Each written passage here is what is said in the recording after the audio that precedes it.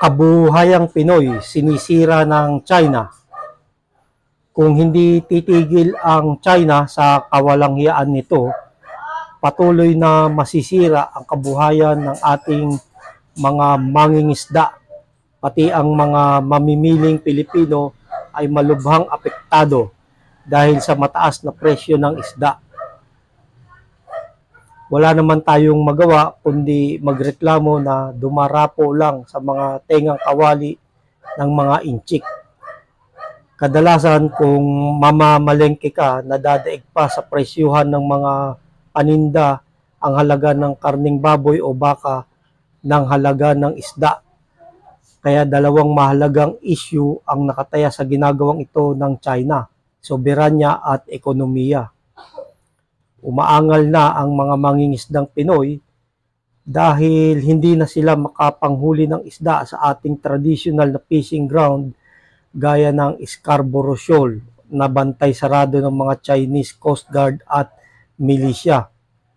Kung hindi man pinipigilang mangisda ang ating mga fisher folk ay kinukumpiska ang mga huli, at kung medyo mabait ang mga muhuli sa kanila ay pinapalitan ng instant noodles na expired.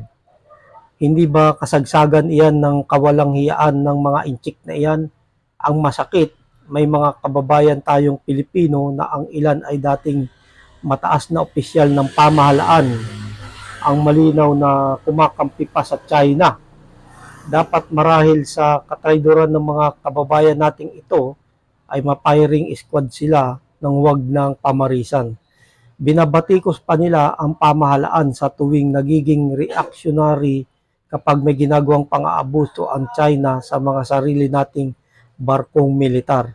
Ang tanong, may budi pa kaya ang mga taong ganito na nagkakanulo sa sarili nating bayan?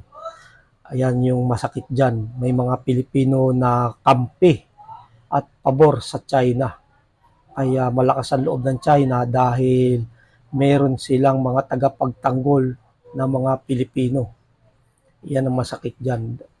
Walang pagkakaisa, walang paninindigan, at walang malasakit sa bayan. Ang mga Pilipino na gaya niya na nagtatanggol sa China.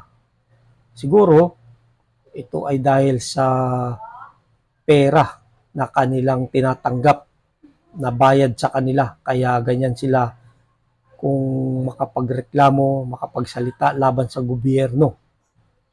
At ang lahat ng aksyon na para ipagtanggol ang soberanya at ekonomiya ng Pilipinas ay kinokontra ng mga tagapagtanggol ng China. Ito ay mga Pilipino na walang kwenta.